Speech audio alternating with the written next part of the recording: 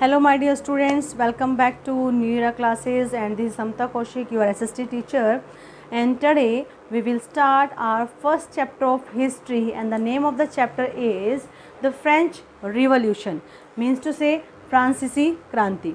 आज हम बात करेंगे फ्रांस की क्रांति के बारे में, किस तरह से वहाँ के लोगों को स्वतंत्रता प्राप्त हुई, कैसे उन्होंने क्रांति के रीज़न क्या थे। तो चैप्टर बहुत बड़ा है, तो हम एक एक टॉपिक करके इसको करेंगे। आज हम सिर्फ फर्स्ट टॉपिक की बात करेंगे। जो हमारा फर्स्ट टॉपिक इसका है वो है French society during the late 18th century. तो उसको स्टार्ट करने से पहले एक छोटा सा इंट्रोडक्शन आपको दिया जाएगा कि जो क्रांति का मेन कारण था वो बास्तिल जेल थी, जहाँ पर लोगों ने आक्रमण कर दिया था। आक्रमण करने के कई रीज़न थे। एक तो लोगों में अफवाहें फैल गई थी कि भाई राजा ने तो सेना के टुकड़ियों को ऑर्डर दे दिया है कि भाई जाओ और अपना ओपन फायर करो, ठीक है। ब्रेड जो उनकी स्टेपल डाइट थी, उनके प्राइसेस हाई हो गए थे, तो बहुत सारे रीज़न थे। लोग बड़े निराश थे, तो उन्होंने क्या करा, जितनी भी सरकारी बिल्डिंग्स थी उन पर आक्रमण करना शुरू कर दिया ताकि वहाँ से वो हथियार जुटा सके और सेना का सामना कर सके। ये क्रांति कब हुई थी? 14 जुलाई 1789 को ये हुई थी, ठीक है। अब फ्रेंच सोसाइटी जो थी वो 3 पार्ट्स में बटी हुई थी। First clergyman, second nobles and third peasant, traders, merchants और टीचर्स, लॉयर्स, इनमें बटी हुई थी। तो ये सोसाइटी क्या थी और इस सोसाइटी के अंदर किसको कितने अधिकार थे, किसको प्रिविलेजेस मिले हुए थे, इनके विशेष अधिकार मिले हुए थे, किस तरह से समाज बटा हुआ था, किसको क्या क्या अधिकार थे, किसको ज़्यादा सहन करना पड़ रहा था, अब हम इस चैप्टर में पढ़ेंगे, ठीक है। 1 by 1 स्टार्ट करते हैं। So let's start the chapter.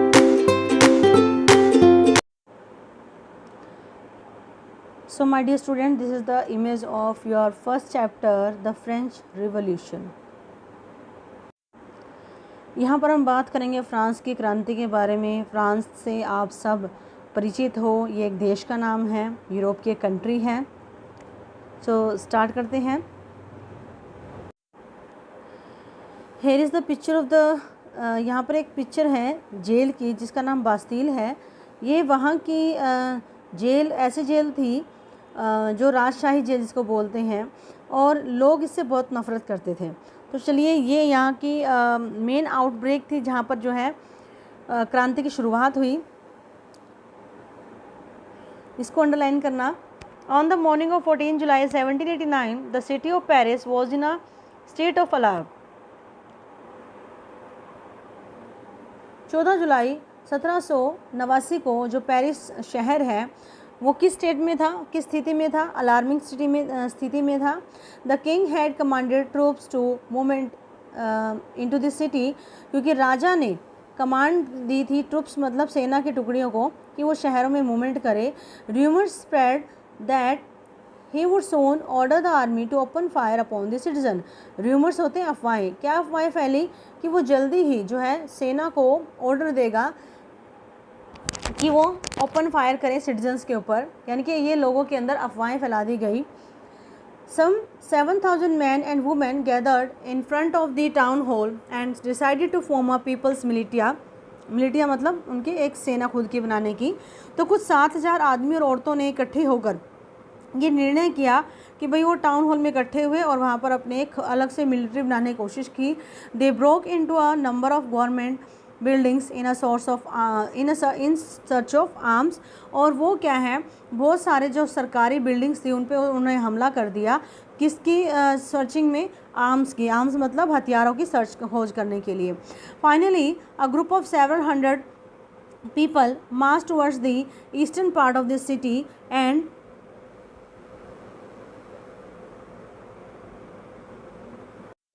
and stormed the fortress prison, the Bastille, where they hoped to find hoarded ammunition.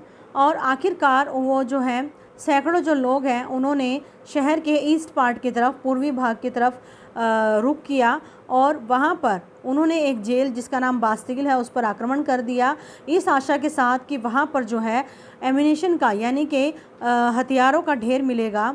In the armed fight that followed, the commander of the Bastille was killed and the prisoners released. और उस लड़ाई के अंदर Bastille का जो commander था वो मारा गया और जितने भी प्रिजनर्स वहाँ पर थे, कैदी थे, उनको छोड़ दिया गया। Though there were only 7 of them, यद्यपि वहाँ पर सिर्फ 7 ही कैदी थे। Yet the Bastille was hated by all because it stood for the deep despotic power of the king. और क्योंकि जो लोग हैं वो इससे, इस जेल से बहुत नफरत करते थे, क्योंकि ये राजा की जो है निरंकुशता का, उसकी निरंकुश शासन का, उसकी शक्ति का सिंबल था। द फोर्ट्रेस वॉज डेमोलिस्ड, उस किले को ख़त्म कर दिया गया। And its stone fragment were sold in market to all those who wish to keep a souvenir of its destruction. और इसके जितने भी टुकड़े थे उनको मार्केट में बेच दिया गया उन लोगों के लिए जो इसके जो टुकड़ों को एक विनाश ऑफ इट्स डिस्ट्रक्शन कि अपने आने वाली पीढ़ियों को दिखाने के लिए, इसके विनाश को दिखाने के लिए रखना चाहते थे। The days that followed saw more writing both in Paris and the country side.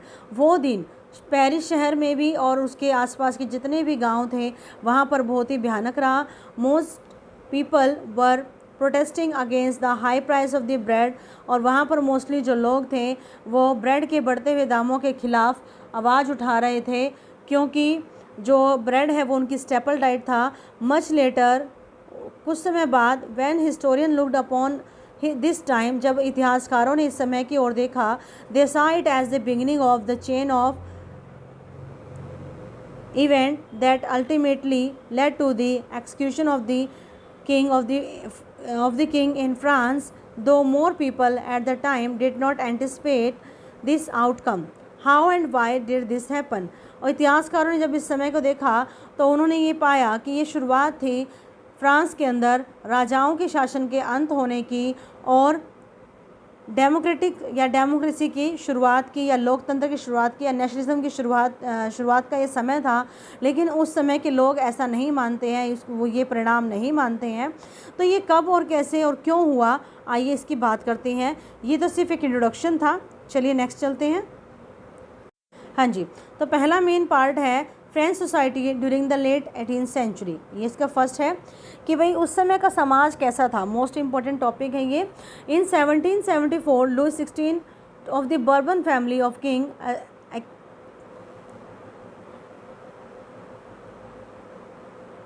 Ascended the throne of the France. उस समय 1774 में 16वां बर्बन फैमिली का जो राजा बना था, यानी कि बर्बन वंश वहाँ पर था, और उसका 16वां जो भी पुत्र रहा है वो वहाँ का राजा था। He was 20 years old and married to Austrian princess Marie Antoinette, और वो उस समय 20 साल का था और उसने एक ऑस्ट्रियन राजकुमारी से विवाह किया। Upon his accession the new king found an empty treasury. जब वो राजा बना तो उसने पाया कि वहाँ का जो खजाना था वो खाली था। Long years of war had drain the financial resources of France, क्योंकि वहाँ पर लंबे समय तक युद्ध चला, जिसके कारण जो है वहाँ की जो फाइनेंशियल स्थिति थी वो धीरे धीरे ख़त्म होती गई, जो रिसोर्सेज हैं वो ख़त्म होते गए। Added to this was the cost of maintaining an extravagant court at the immense palace of Versailles और अंडर लुई 16। फिर क्या हुआ, इस चीज़ को मेंटेन करने के लिए लुई 16 की अध्यक्षता में एक सभा रखी गई वर्सले के अंदर। France help the 13 American colonies to gain their independence from the common enemy, और फ्रांस ने हेल्प की थी 13 अमेरिकन कॉलोनीज़ को क्या करने के लिए, इंडिपेंडेंस स्वतंत्रता हासिल करने के लिए, जो उनका एक कॉमन शत्रु था, जो था Britain. The war added more than $1 billion to a debt that had already risen to more than $2 billion livres। ये जो है लीवर्स जो है वो वहाँ की करेंसी का नाम है। तो इसके जो युद्ध के कारण क्या हुआ, उन पर जो है लोन बढ़ता गया।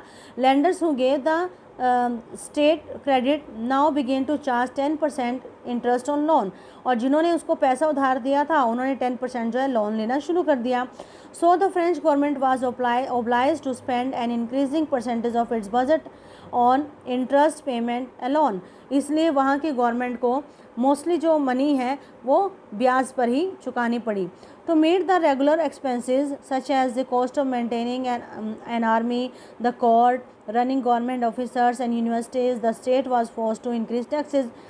इसलिए अपने रोजाना के कार्य को करने के लिए जैसे कि आर्मी को बनाने के लिए या सभा करने के लिए, सरकार चलाने के लिए, यूनिवर्सिटी वगैरह चलाने के लिए, तो इसके लिए इसने क्या किया, टैक्सेस बढ़ा दिए। Yet even the measures would not have sufficed. French society in the 18th century was divided into 3 estates and only members of the third estate paid tax. और यहाँ तक कि ये काफ़ी नहीं था, जो है फ्रांस की सोसाइटी थी वो 18th सेंचुरी में 3 भागों में बटी हुई थी और सिर्फ जो थर्ड पार्ट था उसको अकेले को ही सारा टैक्स पे करना पड़ता था। The society of estate was part of the feudal system that dated back to the Middle Ages. The term old regime is usually used to describe the society and institution of the France before 1789. Figure 2 shows how the system of Eastern estates in French society was organized. Peasants made up of about 90% of the population. However, only a small number of them owned the land they cultivated. About 60% of the land was owned by the nobles and the church and others members of the third estate. The member of the first two estate, that is clergy and the nobility, enjoyed certain privileges by the birth. ये देखो आपको इसमें दिखाई दे रहा है इस figure के अंदर 3 एस्टेट में है, first estate, second estate and third estate. जो फर्स्ट एस्टेट है वो क्लर्जी है, सेकंड नोबिलिटी है, थर्ड बिजनेसमैन, रिच मैन, ये सब है। मोस्टली जो धरती है वो अमीरों के पास है और जो पीजेंट वगैरह है, जो गरीब हैं, उनके पास कुछ भी नहीं है, फिर भी इन्हीं से टैक्स पे करवाया जाता था। और ये पूरी जो थर्ड पार्ट है ये जनसंख्या का 90% था। सिर्फ यहाँ तक ही काफ़ी नहीं था, जो क्लर्जी और नोबिलिटी थी उनको अपने जन्म के साथ ही अधिकार मिल जाते थे। The most important of these was exemption from paying taxes to the state. यहाँ तक कि उनको टैक्सेस भी पे नहीं करने पड़ते थे।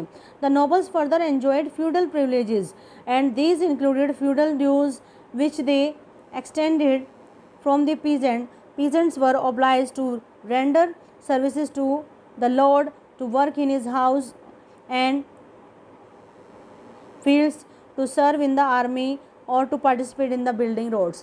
अब ये क्या, वहाँ पर फ्यूडल सिस्टम था, यानी कि सामंती प्रथा थी। छोटे किसानों को उनके घरों पर काम करना पड़ता था, जहाँ वो कहते उनको, जैसे कि रोड बनाना, ये छोटे मोटे काम उनको करने पड़ते थे।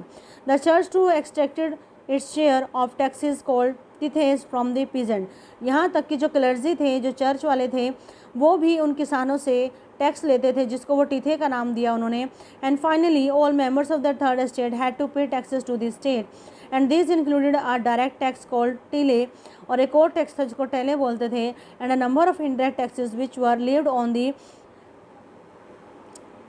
Everyday consumption like salt or tobacco. The burden of the financing activities of the state through tax was become by the third estate alone. और एक और जो टीले मैंने बताया है, ये नोबिलिटी वाले जो है उनसे लेते थे डायरेक्टली, जो है ये स्टेट को पे किया जाता था, और जो टीथे है वो चर्च को पे किया जाता था। तो इस तरीके से आपको पता चला कि जो थर्ड एस्टेट वाले हैं उनको कितना बर्डन सहन करना पड़ा। राजा को भी टैक्स पे करना, चर्च वालों को भी टैक्स पे करना, नोबिलिटी के द्वारा फ्यूडल सिस्टम को सहन करना। तो ये भी रीज़न थे फ्रेंच सोसाइटी जो है जिसके कारण जो है क्रांति हुई, क्योंकि एक अत्याचार सहन करने की एक सीमा होती है। ठीक है, तो इसी का जो फर्स्ट पार्ट है द स्ट्रगल टू सर्वाइव, वहाँ के जो थर्ड पार्ट है वो कैसे वो स्ट्रगल कर रहे थे जीने के लिए। The population of France rose from about 23 million in 1715 to 28 million in 1789।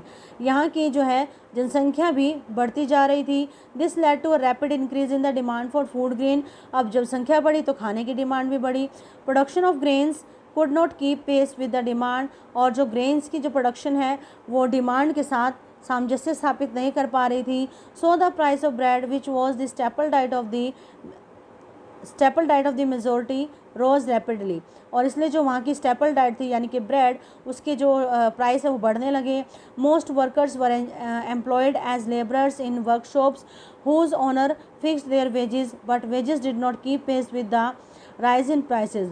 अब मोस्टली जो वर्कर हैं वो वर्कशॉप्स में काम करते थे, उनका बहुत ही कम मेहताना मिलता है, मतलब उनका भत्ता कम मिलता था, और भत्ता कम और महंगाई ज़्यादा थी। So the gap between the poor and the rich widened, things become worse whenever drought and hail reduce the harvest. Hail reduced the harvest. This led to subsistence crisis, something that occurred frequently in France during the old regime.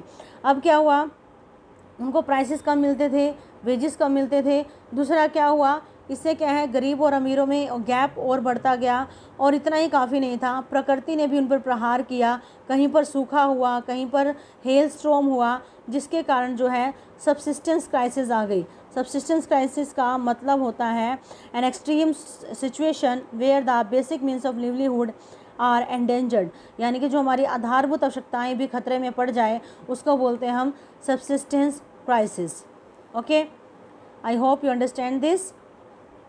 ये भी एक reason था French revolution यानी कि फ्रांसीसी क्रांति होने का। अभी देखो 1.2 में how a subsistence crisis happen, ये कैसे होती है, ये आपको शो किया गया है। बैड हार्वेस्ट हुई और जो पुअरेस्ट है can no longer buy bread, वो खरीद नहीं पा रहे थे, सब कुछ खाली था। ये देखो बेसिक नीड मिल ही नहीं रही थी, ठीक है। ऊपर से जो है एपिडेमिक्स होगी, सब कुछ खाली। ये खाली जो बॉक्सेस हैं उनकी सिचुएशन को शो करा कि कुछ भी नहीं है उनके पास, ठीक है। आगे है a growing middle classes and wages and end to privileges. अब क्या हुआ, अब ये तीसरा कारण है फ्रेंच रिवॉल्यूशन का कि अब मिडिल क्लास ग्रो हुई, मिडिल क्लास बनी, जिसमें टीचर्स, लॉयर हैं, पढ़े लिखे लोग आए। तो उन्होंने क्या किया, देखो in the past peasant workers had participated in the revolt against increasing taxes and food scarcity, but they lacked the means and programs to carry out full scale measures that would bring about a change in the social and economic order. This was left to those groups within the third estate who had become prosperous and had access to education and new ideas. अब जो हमारा पास था जिसके अंदर किसानों को और मज़दूरों को जो है उन्होंने पार्टिसिपेट किया था रिवोल्ट के अंदर, किसके अगेंस्ट, टैक्सेस और फूड स्कैर्सिटी के अगेंस्ट भी। अब बात आई उन लोगों की, उन पर डिपेंड था जो थोड़े से प्रॉस्पर्स थे, खुशहाल थे, थोड़े पढ़े लिखे थे। The 18th century witnessed the emergence of social group termed as middle class who earned their wealth through an expanding overseas trade from the manufactures of goods such as the woolen and silk textile that were either exported or brought by the richer member of the society. 18वीं शताब्दी इस बात का सबूत है कि उस समय एक नया सामाजिक ग्रुप आया जिसको हम मिडिल क्लास के नाम से जानते हैं, जिन्होंने अपना धन कमाया समुद्रों के पार जाकर अपना व्यापार, चाहे वो कपड़ों का व्यापार हो, ऊन का व्यापार हो, किसी भी तरीके से। In addition to merchants and manufacturers the third estate included professions such as lawyers and administrative officers. All of these were educated and believe that no group in the society should be privileged by birth. अब ये सारे जो थे वो पढ़े लिखे थे, ठीक है, और उनका मानना था कि जन्म से किसी को भी प्रिविलेज होता है, जो जन्माधिकार हमें मिलते हैं वो नहीं मिलने चाहिए, विशेष अधिकार जो मिलते हैं। Rather a person social position must depend on his man, और उनका मानना था कि हमारी जो सामाजिक पोजीशन है वो डिपेंड होनी चाहिए। These ideas envisaging a society based on freedom and equal laws and opportunities for all. और ये जो आइडियाज़ हैं वो एक नया समाज लेके आए और नए विचार लेके आए जो स्वतंत्रता पर, फ्रीडम पर, बराबरी के कानूनों पर डिपेंड था, जिसमें सभी को बराबरी के मौके मिले। Were put forward by philosophers such as John Locke and Jean Jacques Rousseau in his the two treatises of government Locke sought to refute the doctrine of divine and absolute right. अब उसने जो है laws है, उसने अपनी एक book के अंदर जो टू ट्रीटीज ऑफ गवर्नमेंट है उसमें लिखा है कि हमारे जो एब्सोल्यूट राइट्स हैं वो क्या है, अधिकारों के बारे में बताया। Rousseau carried the ideas forward, proposing a form of government based on social contract between people and their representative। और जो रूसो है ये भी एक नया आइडिया लेके आए, ये सारे फिलोसफर्स आए थे, ठीक है, इन्होंने अपने अपने विचार रखे अधिकारों के बारे में। तो रूसो ने भी बताया कि लोगों के बीच में और लोगों और उनके जो प्रतिनिधि हैं, रिप्रेजेंटेटिव हैं, उनके बीच में कैसा रिलेशन होना चाहिए। In the spirit of the laws Montesquieu, ये इन्होंने लिखे, ये वेरी शॉर्ट में क्वेश्चंस आते हैं, ध्यान से देखना। In the spirit of laws Montesquieu proposed a division of power within the government between the legislative, executive and the judiciary. उसने अपने स्पिरिट ऑफ लॉज में लिखा कि किस तरह से जो इन तीनों पार्ट में पावर बटी होनी चाहिए। This model of government was put into force in the USA, और यही मॉडल जो है वो यूएसए में यूज़ किया गया। After the 13 colonies declare there independence from Britain, the American constitution and it's guarantee of individuals rights was an important example for political thinkers in France. अब जब 13 जो है कंट्रीज़ ने, कॉलोनीज़ जो थी, उन्होंने जब ब्रिटेन से स्वतंत्रता प्राप्त कर ली, अमेरिका जैसे जो देश थे उन्होंने फ्रांस के इन फिलोसफर्स की जो थिंकिंग थी उसको अपने देश में अप्लाई किया फर्स्टली। ठीक है, the ideas of these philosophers were discussed intensively in salons and coffee houses and spread among people through books and newspaper. अब इन फिलोसफर्स के जितने भी आइडियाज़ थे वो डिस्कस किए जाते थे सैलॉन्स के अंदर, कॉफ़ी हाउसेस के अंदर, लोग आपस में बातचीत करने लगे। These were frequently read allowed in groups for the benefit of those who could not read and right. यहाँ तक कि जो लोग पढ़ लिख नहीं सकते थे तो उनके लिए ग्रुप्स के अंदर, जैसे चौपाल लगाते हैं या ग्रुप लगाते हैं, तो वहाँ पर जो है ये जोर जोर से पढ़े भी जाते थे। The news that Louis 16 plan to impose further taxes to able to meet the expenses of the state generated anger and protest against the system of privileges. धीरे धीरे ये न्यूज़ भी आने लगी कि लुइस 16 जो है वो टैक्सेस को बढ़ाने जा रहा है और इसके कारण लोगों में और रोष पैदा हो गया।